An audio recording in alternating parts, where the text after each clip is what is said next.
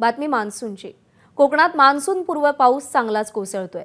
Monsoon पूर्व पावसामुळे कोकणातल्या ग्रामीण भागात जनजीवनावर काहीसा परिणाम झाल्याचं दिसतंय।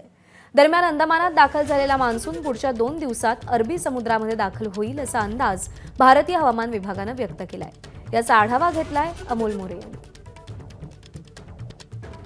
अगदी आठवडा झालाय कोकणात मान्सून पूर्व पावसाच्या सरी जोरदार बरसत आहेत।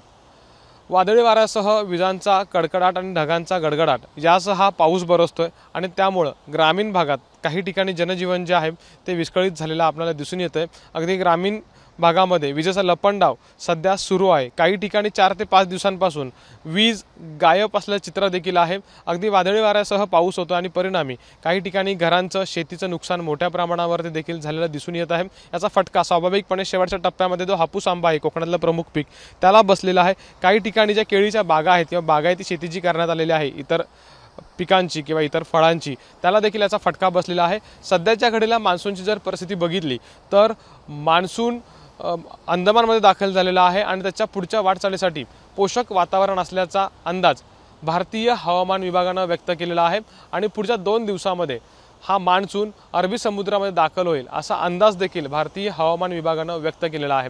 सध्या कोकणातल्या किनारपट्टी भागात असेल किंवा कोकणातल्या सह्याद्रीच्या कडेकपारांमध्ये डोंगरदऱ्यांमध्ये जो भाग आहे त्या ठिकाणी देखील मान्सून पूर्व पावसाच्या सरी चांगल्याच बरसत असल्याचे चित्र दिसून येत आहे।